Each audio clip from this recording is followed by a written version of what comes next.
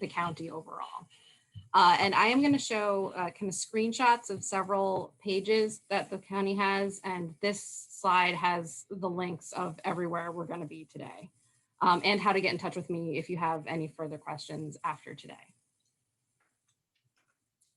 So this is an infographic that our Public Information Office put together in 2019 for 2018. It was the most recent one I could find when I was putting this together. And it's just an overview of how much the Park Authority has and offers. We have 427 parks in Fairfax County that are managed by Fairfax County Park Authority. That's a lot of parks. Not all of them are staffed or manned. A lot of them are, your neighborhood playground or just some walking trails nearby. But that means that 90% of Fairfax County residents live within a half a mile of parkland, which is amazing when you think about all the research that shows that living near green space and having access to green space is good for people's mental and physical health. And we've seen that throughout the past, year and a half with everything that's been going on. Park visitation has been astronomically high. Our parking lots are filled basically every day, all day. So parks are definitely a massive resource for people anytime they're under stress. Even when times are good, just getting outside is really important for people. The Park Authority also includes rec centers and golf. We have 9 nature and historic sites, and they're spread out throughout the county.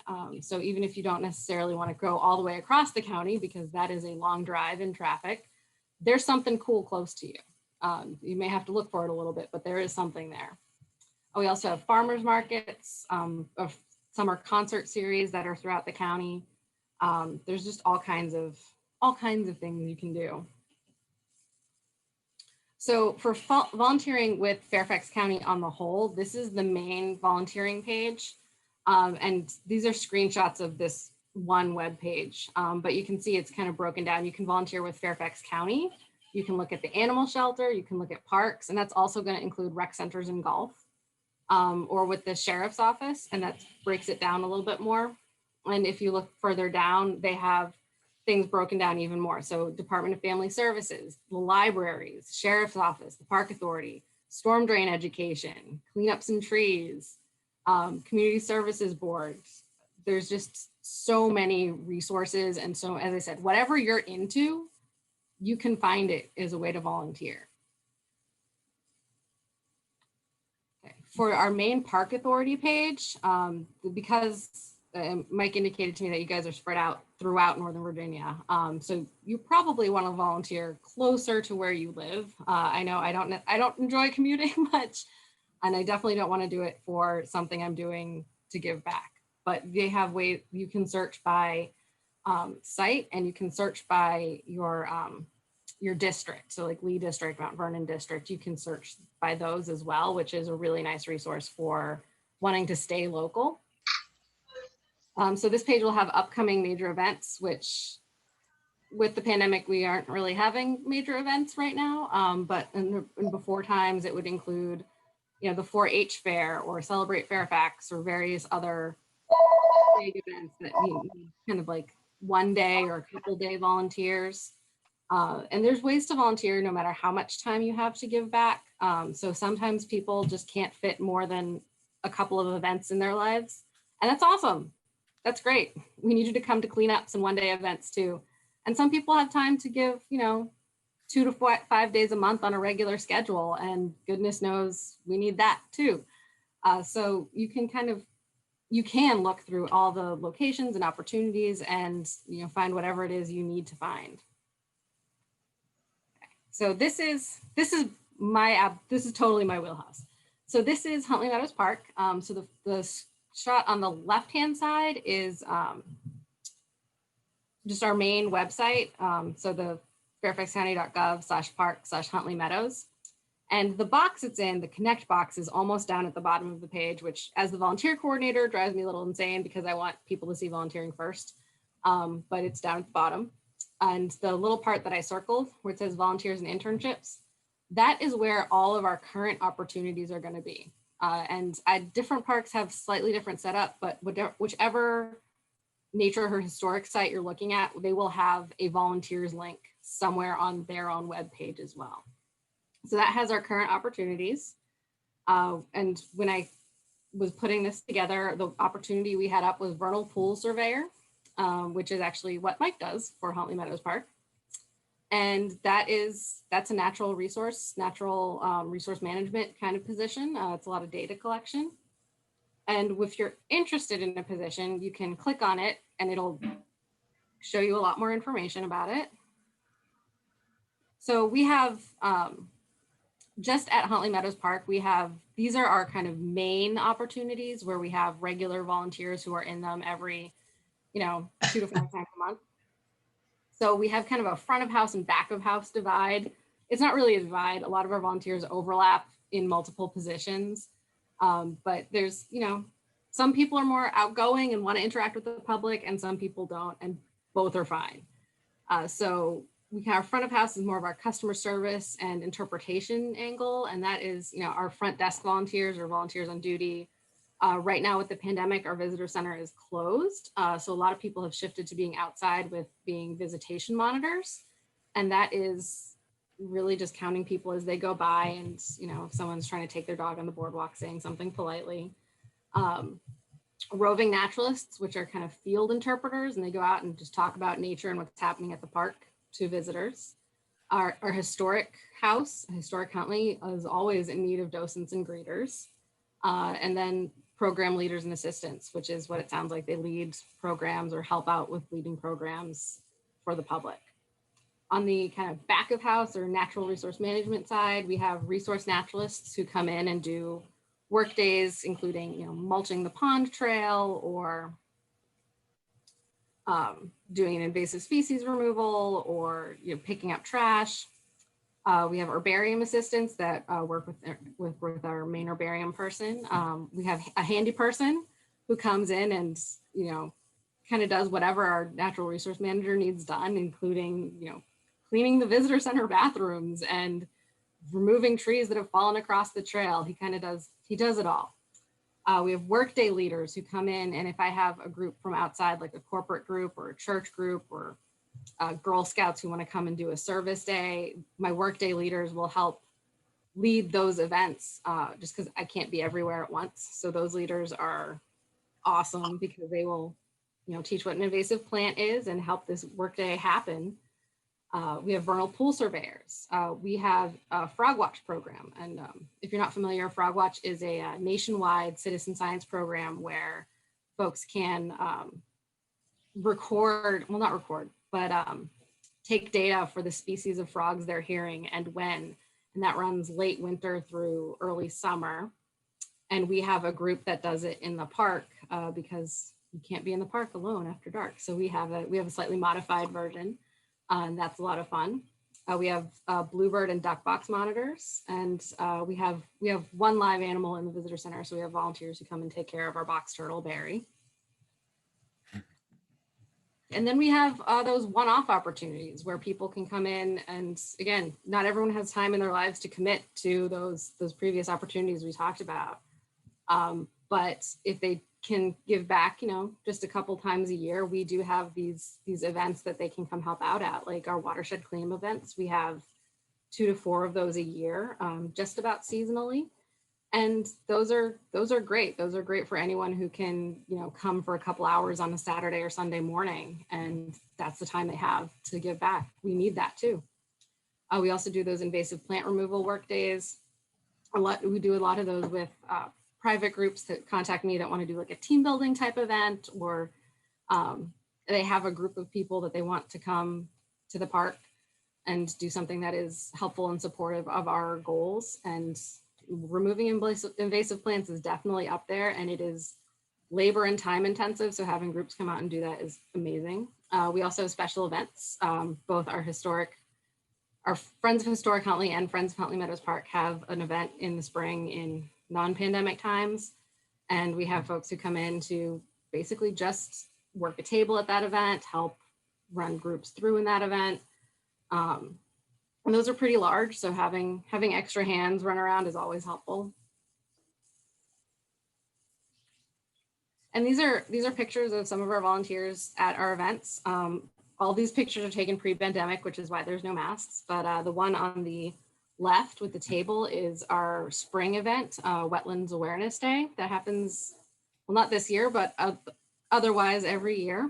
And that's a free, open to the public event. And we have interpretive tables all through the park, and people can come through and talk to, I mean, this is staffed almost entirely by our volunteers, and they have tables on all kinds of natural history topics to get people to care about wetlands and learn about wetlands and enjoy them and how important they are. The picture on the right is one of our youth volunteers helping out with the summer camp.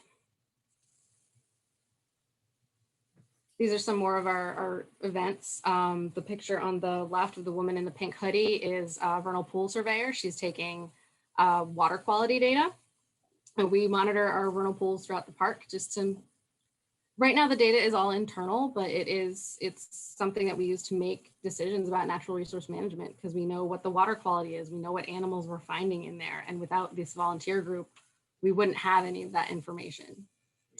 The top picture, kind of in the middle, with the gentleman with binoculars, that's one of our roving trail naturalists doing some interpretation on our boardwalk, interacting with the public and showing them whatever cool thing he saw out in the wetlands.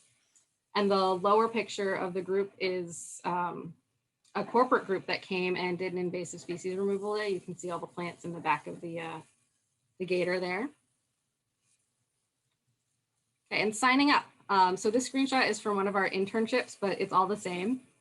So if you find an opportunity that's interesting to you, you would click on it, read it. This page will show you more information about the opportunity, typically some general information, plus what kind of commitment the site is expecting from their volunteers for it, like how many hours a week or how many hours a year. And if you're interested, you click that blue sign up button, and it will prompt you to create a profile in our volunteer management system.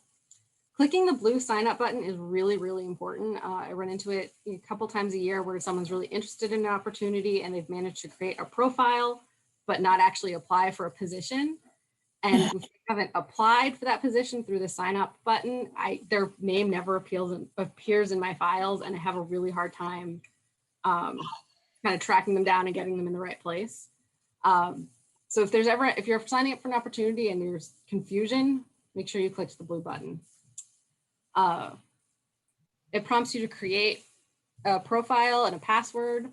This is where you maintain all of your information, emergency contact information, your contact information, all of that good stuff. And once you've put in all your information, there's several waivers that you have to sign before you fully applied. And those are pretty much what you'd expect. As a volunteer, you're a mandated reporter of like child abuse. There's also a harassment policy, which we've all had jobs. We know we're not supposed to harass people. And it's all very straightforward, what you would expect in a harassment policy. Okay, once everything is there. So for me, I interview all my applicants for our main positions.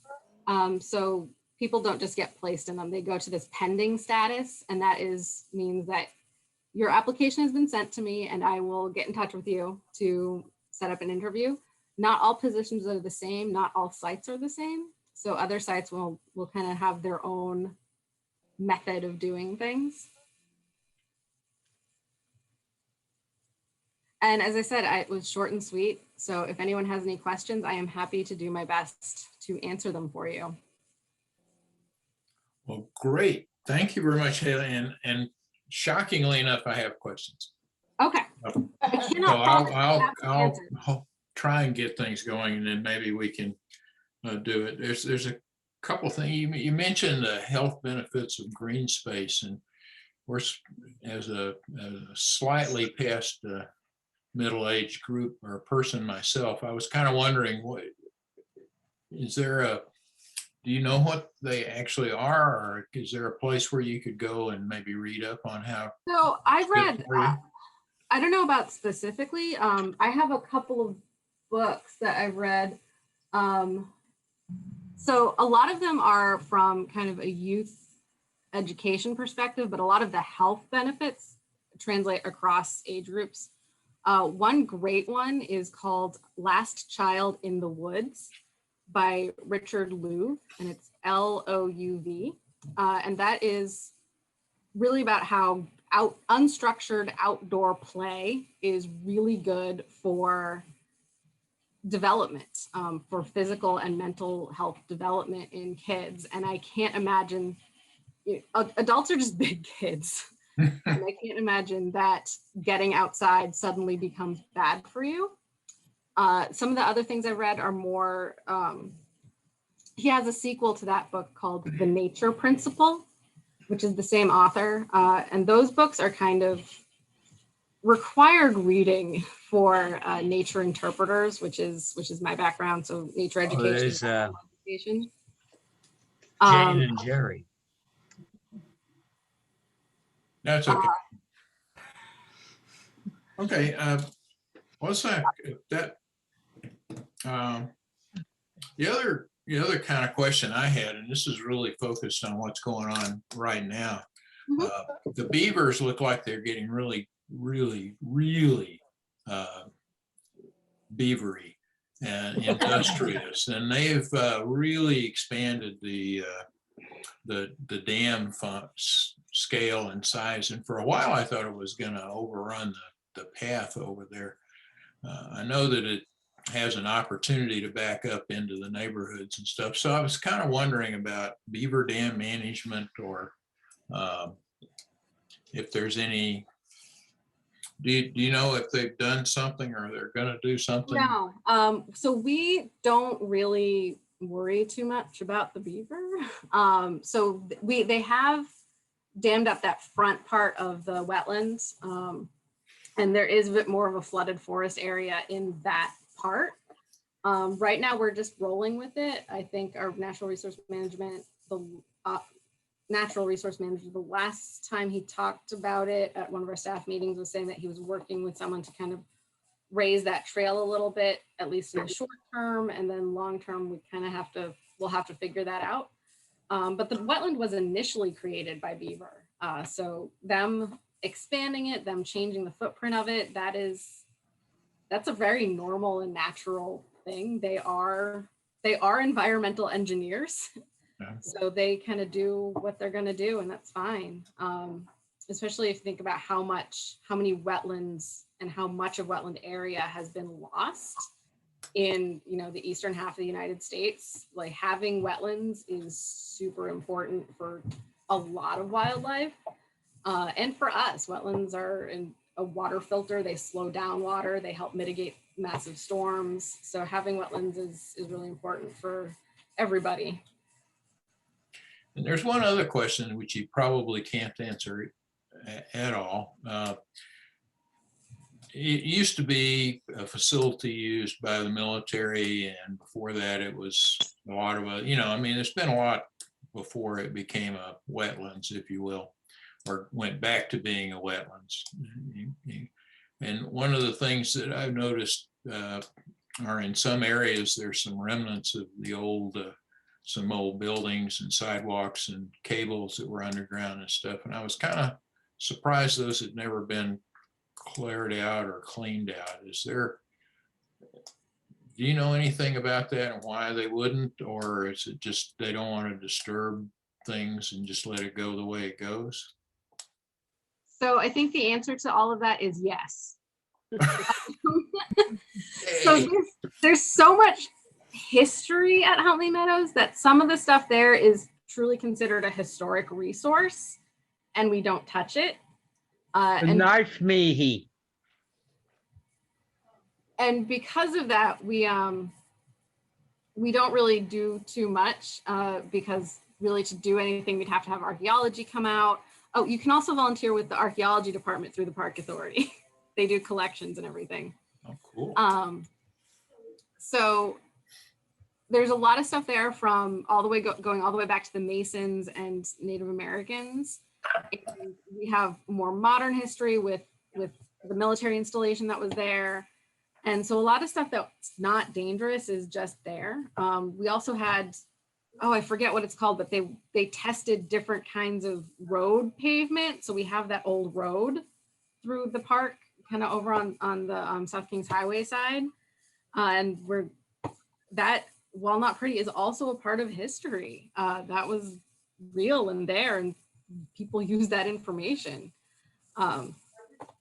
Plus, removing things, there is a cost associated, and where we are now a wildlife sanctuary, is it worth the disruption of our wildlife and our sensitive habitats? We are the largest non-tidal freshwater wetland in Northern Virginia. A lot of our low-lying areas in and of themselves are vernal pools or damp meadows, and those are also unique and sensitive habitats. So it's a balancing act of what really needs to happen and what is the priority right here, right now. Sounds good. Okay, I'll be quiet. Anyone else want to ask questions? Jerry has a few questions, please. Jane and I have enjoyed going to the Meadows for years now. Probably been going there about 50 years with our grandkids and friends. But anyway, some of the things I never got a chance to ask is, you have this gigantic snapping turtle there that's probably outlive us all. Is it still there, and is it a female or a male? So without getting way too personal with the turtle, it's really hard to tell you definitively. That being said, females do tend to be significantly larger in snapping turtles because they're the ones that lay eggs. And they can lay several dozen at once. So really now is actually the time of year where sometimes we see them coming all the way up to the visitor center to dig holes to lay their eggs. And we actually have many large snapping turtles. I think they're a fairly common species in our area. I think where they stand out so much at Huntley Meadows is the boardwalk, because in other areas you can't really be walking right over where the snapping turtle would be normally, but you can at Huntley Meadows, so they stand out more to you mentally. So yeah, they're still there. They're going strong. The larger ones are probably female, but it's not impossible that it's an older, larger male. And I think they can live, I have not looked this up in a while, but when I did, I think it said that they can live to be in their 50s or 60s in the wild. Thank you. Now I know how to address her. But anyway, also when we bring our grandchildren over there, we're walking along the path.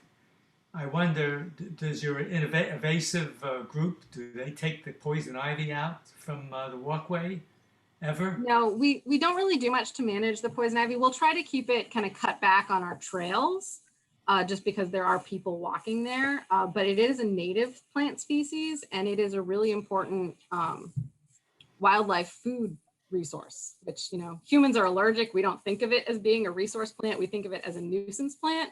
But to birds, it's a really important food source. Okay. Yeah, thank you very much. We Sure. will continue to enjoy it.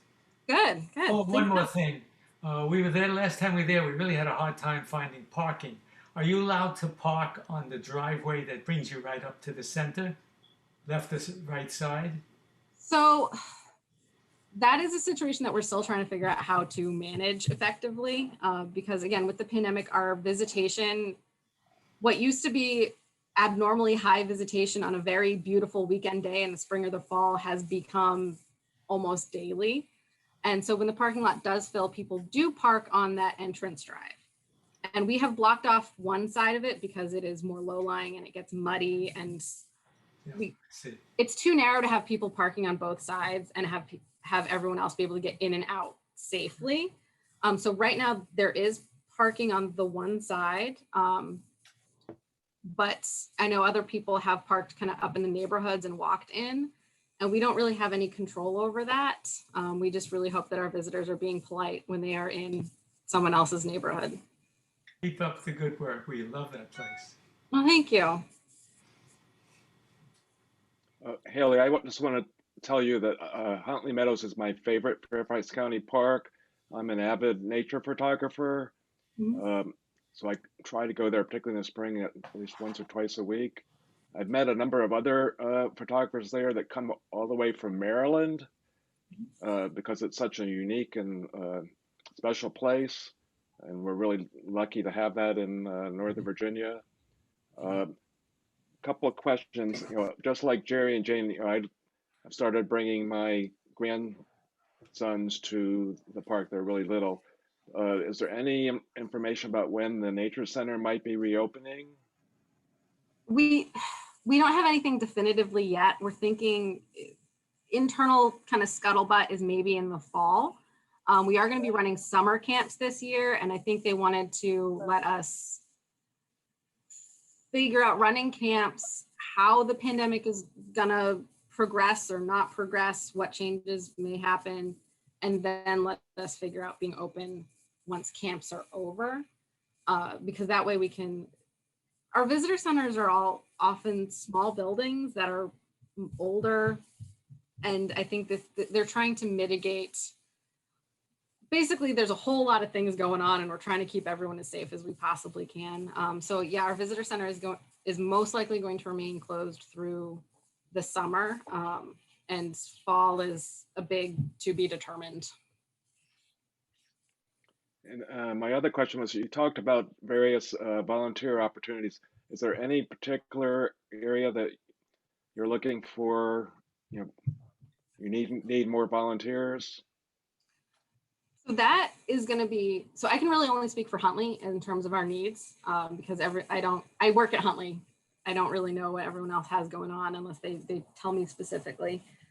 For right now, I'm looking for a couple of vernal pool surveyors.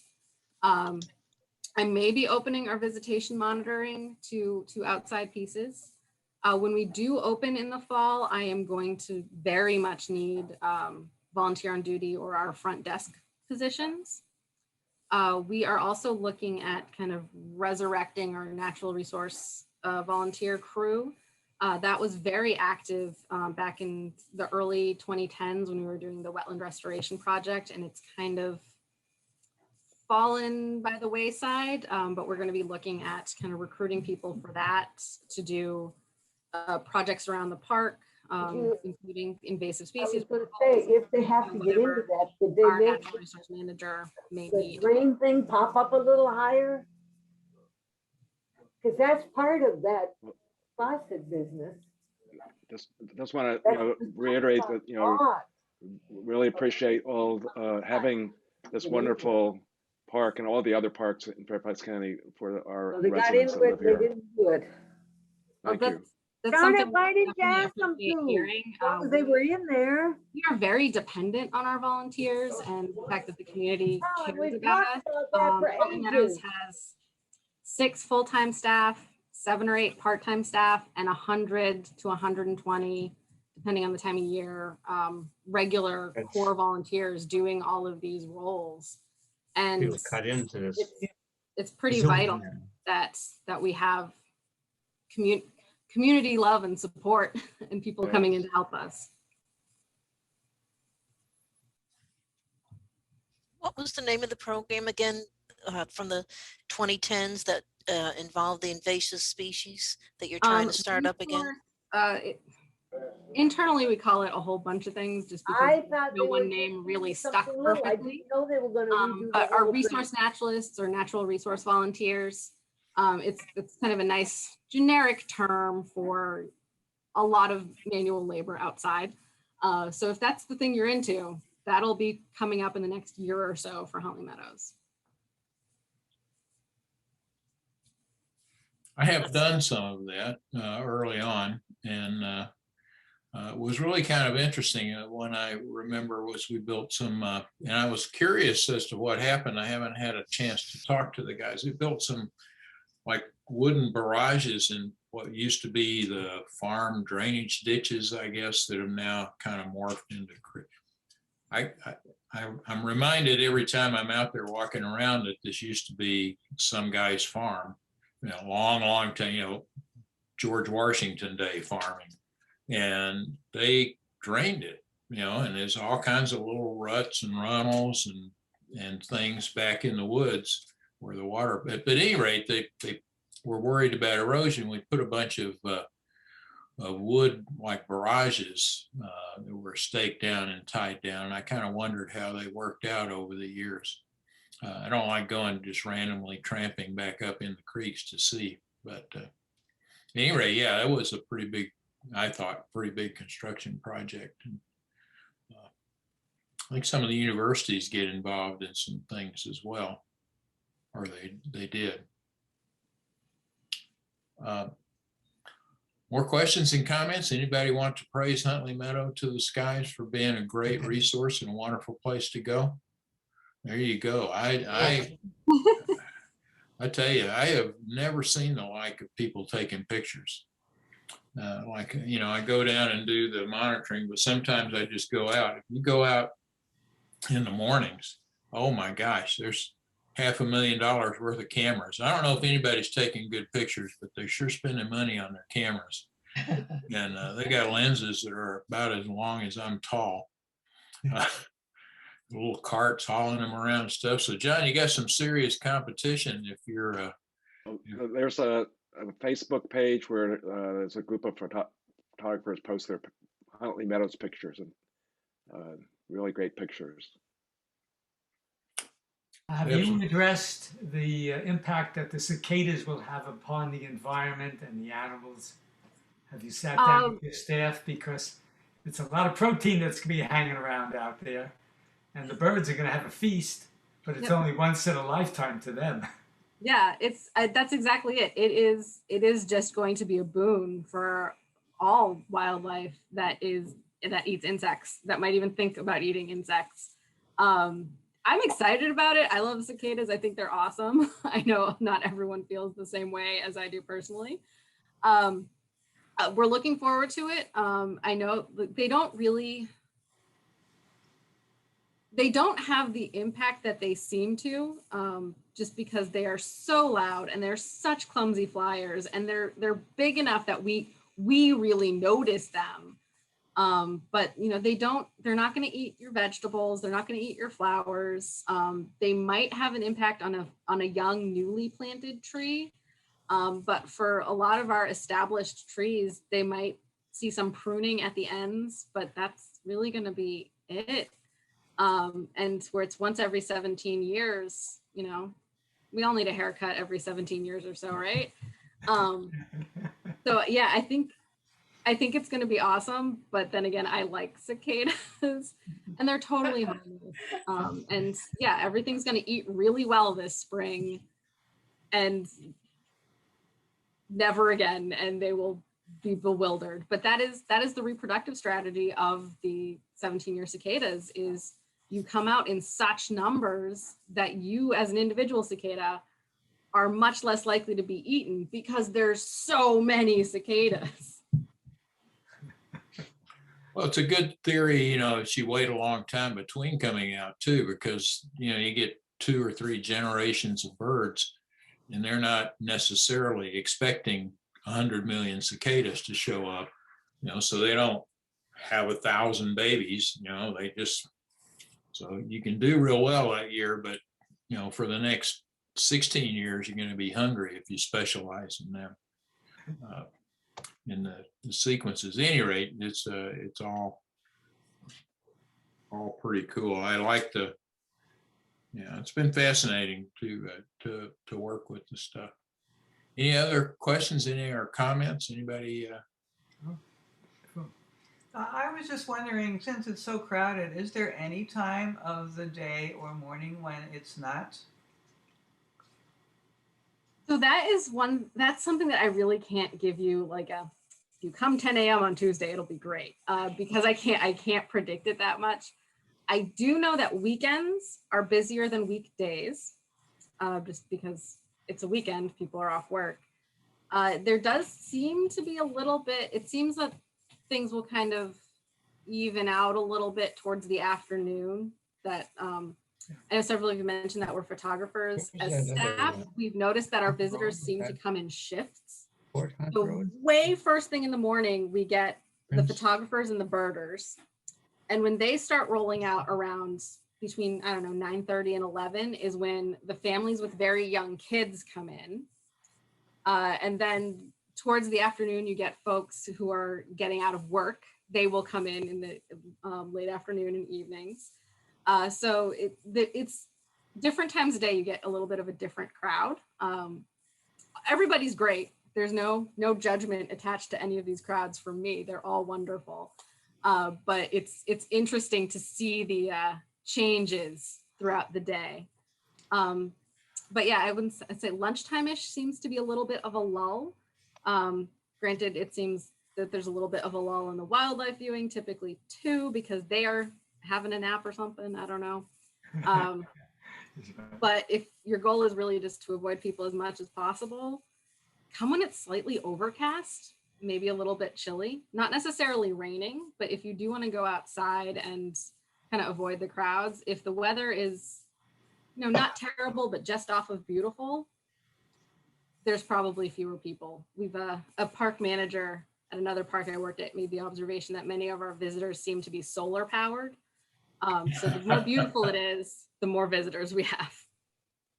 You can always enter by the back door there off Fort Hunt Road, is it? I don't know that we have an entrance at Fort. No, we have our entrances are at Lockheed Boulevard and South Kings Highway. Those are our only entrances. Lockheed, huh? Yeah, that's it. Kings Highway to Lockheed, and there you are. Yep. So interesting fauna. Some people were, it wasn't a muskrats or something. There was some kind of guy that everybody was excited about not too long ago. And the otters. I know we've had our coyotes cruising through the backyard here on a semi-regular basis. So, so you had otters? I didn't. Yeah, we had, so otters move up and down through fairly large territories. And over the winter, we had an otter or a couple otters that were very much, hanging around and being very charismatic. And we had a whole bunch of photographers coming in. We were calling them the Otterazzi because they were in there just wanted to know where the otter was at all times. And it was like, well, he didn't include me on his to-do list today. So I don't know. He's out there, but yeah, anytime there's any kind of unique wildlife, a bird that isn't normally in our area, migration times. So right now we've got all the warblers coming through, which I have to confess, I'm not a great birder. I just report what my birders tell me. So the warblers are moving through. One of our staff members the day before yesterday saw a bunch of scarlet tanagers and a green heron feeding right off the boardwalk. I was in for a work day yesterday. We had some box turtles and some frogs, a couple millipedes, a really big spider. Nature people get excited about everything. So if me saying a really big spider made you have a question mark, it's because I'm a nature person. So. Oh, very good. So any other comments, questions? Anybody want to volunteer for something right now? I'm sure she'd figure out how to hook you up. Oh, I can make that happen. Just how big was that spider? I said, just how big was that spider? Well, spider size, but we were doing a trash pickup and he was in my bag and we were trying to get him out and he just kept jumping deeper into the trash bag. And I was like, no, you are not trash. Bottles are trash. Sometimes you just can't win. I got him out eventually. Well, okay, guys. Well, thank you very much, Haley. We really appreciate it. And hopefully we will have collected up some folks here who once either now or when things calm down a little bit and it's more structured, will want to help out and be engaged and, get some of that helpful green visitation on a regular basis. I was never one to sit behind the counter and sell T-shirts or whatnot. It's not really but best I can tell from looking around, almost any age and almost any physical condition, there's something for you to do. And after a year and a half of not meeting people and being stuck, I think getting in some kind of a position where you can meet the public and get to know folks, I think is something I would truly volunteer for. So thanks again. Just one more point. Okay. If you're looking at a particular park, maybe you're really close to like Cub Run Rec Center or Colvin Run Mill, and you're you're looking at volunteer opportunities. If you check it one day and they don't have anything that appeals to you, don't write it off, because our different opportunities come up unpredictably. So if, maybe you're not into the front desk, but you would be into natural resource management, check again, maybe once a month or so, because different things come up at different times. And it's just because whatever our needs are that at that time. And sometimes we can predict it, sometimes we can't. Sometimes we have someone, give up their position for any myriad number of reasons, and we have something pop up that we weren't expecting to. So yeah, don't look once and give up. Just, check it every now and then, because the right opportunity for you might pop up when you don't really expect it to.